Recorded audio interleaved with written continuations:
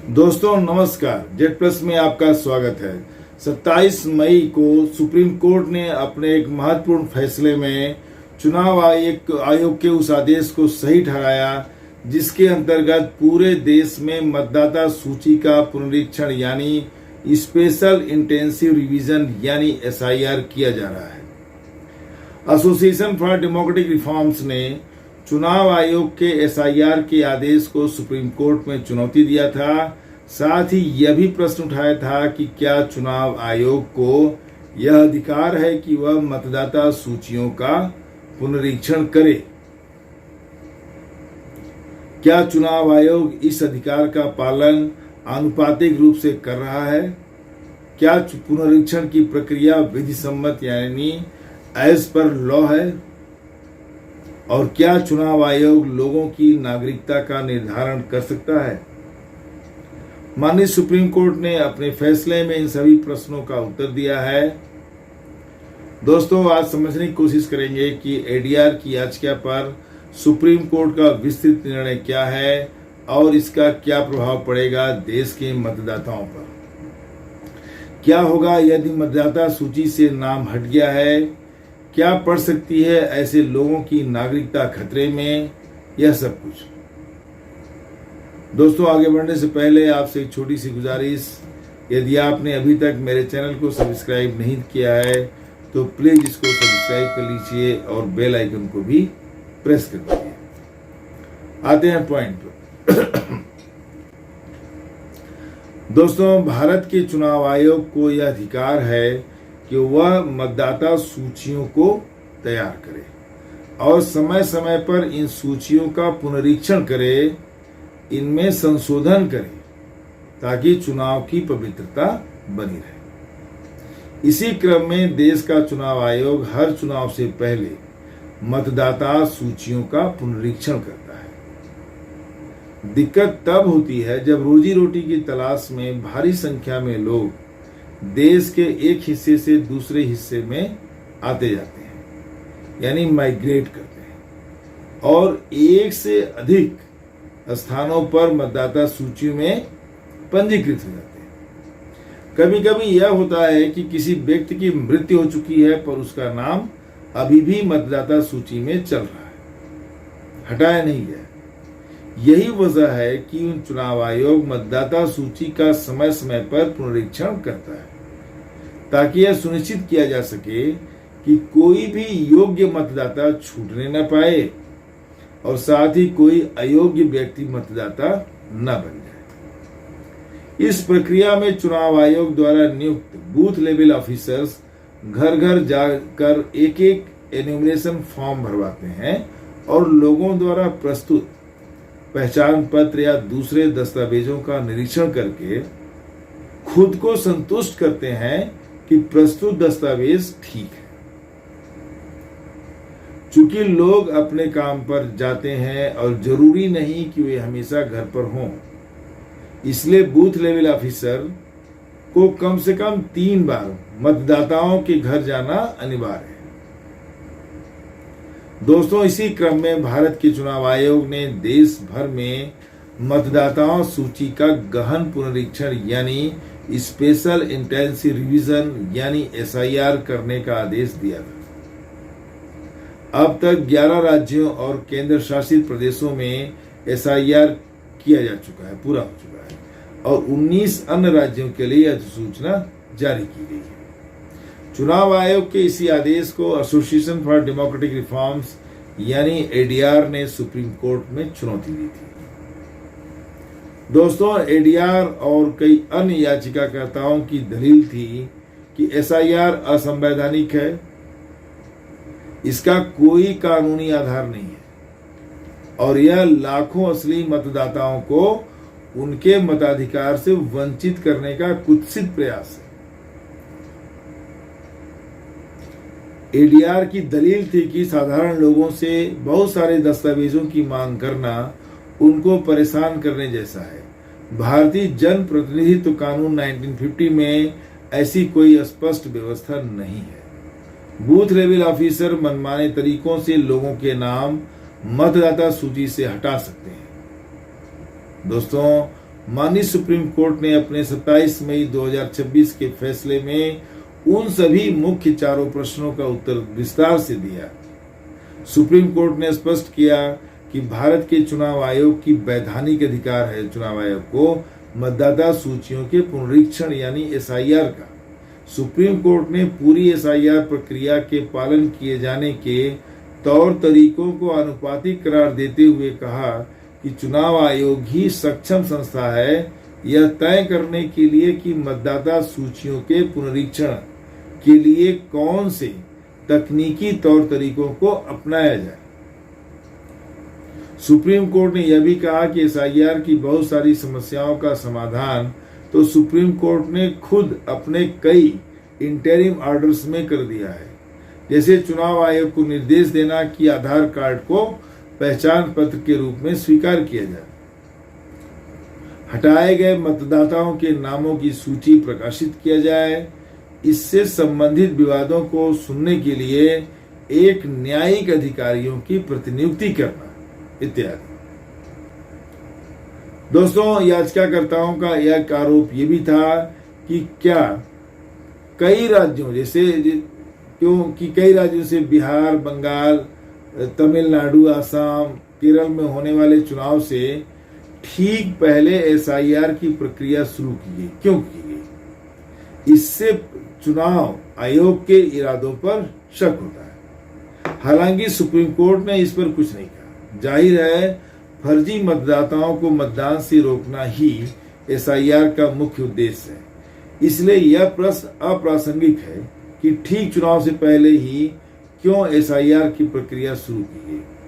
Supreme court ने उस प्रक्रिया की वैधानिकता पर भी ध्यान नहीं दिया जिसके अंतर्गत बंगाल में 1,36,00,000 मतदाताओं को नोटिस भेजा गया कि उनके आवेदन में तार्किक विरोधाभास है।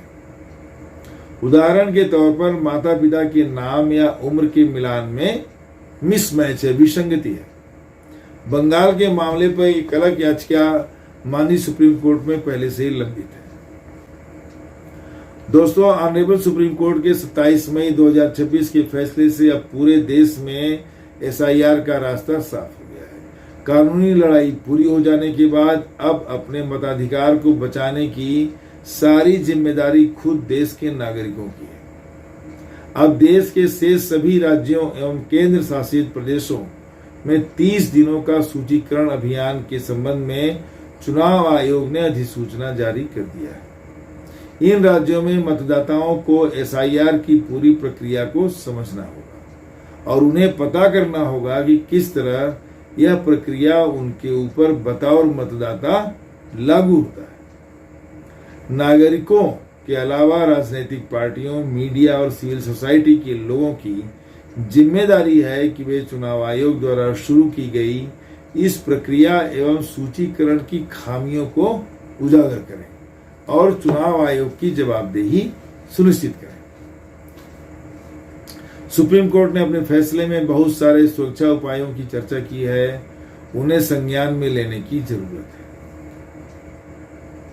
दोस्तों, नागरिकता के प्रश्न पर ऑनरेबल सुप्रीम कोर्ट ने अपने फैसले में स्पष्ट किया कि मतदाता सूची का पुनरीक्षण करते समय चुनाव आयोग किसी व्यक्ति के नागरिकता का परीक्षण कर सकता है। ऐसा इसलिए कि जन प्रतिनिधित्व कानून 1950 के सेक्शन 16 के अनुसार जिनके पास भारत की नागरिकता नहीं है वे बतौर मतदाता पंजीकृत नहीं हो सकते। किसी व्यक्ति का नाम यदि मतदाता सूची में है तो यह माना जा सकता है कि वह वोटर है और नागरिक है, दोनों है। लेकिन यदि SIR के दौरान प्रस्तुत दस्तावेजों को लेकर चुनाव आयोग संतुष्ट नहीं है तो संबंधित व्यक्ति का नामांकन खारिज हो सकता है और यदि पहले से मतदाता सूची में नाम है तो वहां से हटाने की प्रक्रिया शुरू की जा सकती है। इसमें महत्वपूर्ण बात यह है कि चुनाव आयोग के इस निर्णय से किसी व्यक्ति की नागरिकता समाप्त नहीं हो जाती। इसका अर्थ सिर्फ यह हुआ कि मतदाता सूची में शामिल होने के लिए जरूरी कानूनी शर्तों को पूरा करने के लिए प्रस्तुत दस्तावेजों को लेकर चुनाव आयोग संतुष्ट नहीं है। इसका परिणाम सिर्फ इतना होगा कि संबंधित व्यक्ति का नाम मतदाता सूची से हटा दिया जाएगा। इससे उस व्यक्ति का मताधिकार प्रभावित तो होगा, न कि उसकी नागरिकता। कहीं कहीं यह घोषणा की गई है कि जिन लोगों के नाम मतदाता सूची से हटाए गए हैं उन्हें एसआईआर के बाद सरकारी कल्याणकारी योजनाओं का लाभ नहीं मिलेगा। हालांकि इसका कोई अर्थ नहीं है, क्योंकि कल्याणकारी योजनाओं के लाभार्थियों की पात्रता उनकी नागरिकता पर आधारित है, न कि मताधिकार पर। हाँ, यदि भविष्य में इन योजनाओं को संशोधित करके पात्रता का आधार मताधिकार कर दिया जाए तो कुछ लोगों को इसके लाभ से वंचित होना पड़ सकता है। दोस्तों, ऑनरेबल सुप्रीम कोर्ट का जजमेंट मतदाता सूची से नाम हटाए जाने और नागरिकता के खत्म हो जाने की अवस्था को पूरी तरह से अलग नहीं करता। सुप्रीम कोर्ट ने इस पर विस्तार से प्रकाश डालते हुए कहा कि यदि किसी व्यक्ति के मतदाता सूची में शामिल होने या करने के लिए आवश्यक नागरिकता की शर्तों से चुनाव आयोग संतुष्ट नहीं है तो वह नागरिकता कानून 1955 के अंतर्गत यह मामला केंद्र सरकार को रेफर कर सकता है। संदेहास्पद नागरिकता के आधार पर किसी का नाम मतदाता सूची से हटाया जाना पूरी तरह से केंद्र सरकार के निर्णय के अधीन है, लेकिन यह निर्णय एक उचित समय सीमा के अंदर ही लिया जाना चाहिए और किसी भी हालत में संबंधित व्यक्ति के निर्वाचन क्षेत्र में होने वाले चुनाव से पहले, चाहे वह संसदीय चुनाव हो, विधानसभा के चुनाव हो, स्थानीय निकायों के चुनाव, किसी भी व्यक्ति के मताधिकार या उसकी नागरिकता को अनिश्चित काल के लिए अधर में नहीं लटकाया जा सकता। ऑनरेबल सुप्रीम कोर्ट ने चेतावनी देते हुए कहा कि किसी व्यक्ति की नागरिकता को समाप्त करने का प्रश्न वास्तव में समाज में उसकी अपनी पहचान एवं सामाजिक स्तर से जुड़ा हुआ है। इसलिए यह बेहद जरूरी है कि नागरिकता के परस्पर प्रक्रियात्मक निष्पक्षता एवं संस्थागत नियम का पालन किया जाए। दोस्तों, हर व्यवस्था का अपना काला और उजला पक्ष होता है। नागरिकता एक मूल अधिकार है जो किसी व्यक्ति को सिर्फ पहचान ही नहीं देता बल्कि उसे समाज में एक ठिकाना, एक स्थान देता है।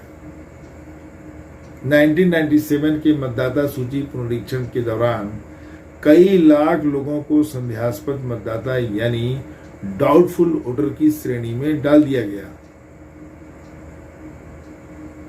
और उनकी नागरिकता के निर्धारण के लिए उन्हें फॉरेनर्स ट्राइब्यूनल को सौंप दिया गया। आज करीब 29 वर्षों के बाद भी बहुत सारे ऐसे मामले हैं जिन पर कोई भी फैसला नहीं हो पाया।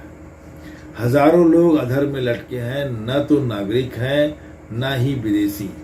उसका परिणाम यह हुआ कि तमाम मूलभूत सुविधाओं जैसे बैंक खाता, राशन कार्ड इत्यादि से वे पूरी तरह वंचित हैं। दोस्तों, पूरी एसआईआर प्रक्रिया का सबसे काला पक्ष यह है कि बहुत सारे लोगों को सिर्फ इसलिए संदेहास्पद मतदाता की श्रेणी में डाल दिया जाता है क्योंकि छोटी मोटी क्लेरिकल एरर की वजह से उनके दस्तावेजों में उनके पूरे नाम का या पिता के नाम में मिलान नहीं हो पाता और इसी मामूली आधार पर उन्हें अपने नागरिकता जैसे मूल अधिकारों से वंचित कर दिया जाता है और अनिश्चित काल के लिए दर दर की ठोकरें खाने के लिए मजबूर कर दिया जाता है। इनमें भारी संख्या में वे लोग हैं जो या तो अशिक्षित हैं या मामूली रूप से शिक्षित हैं, जो दस्तावेजों की भाषा एवं बारीकियों को नहीं समझ पाते। कल्पना कीजिए, एक गरीब मजदूर काम पर जाएगा कि नागरिकता के लिए सरकारी कार्यालयों के चक्कर लगाएगा। मिलते हैं दोस्तों नेक्स्ट वीडियो में किसी और टॉपिक पर। मेरे चैनल को सब्सक्राइब करेंगे तो मुझे आपका सपोर्ट मिलेगा। नमस्कार, धन्यवाद।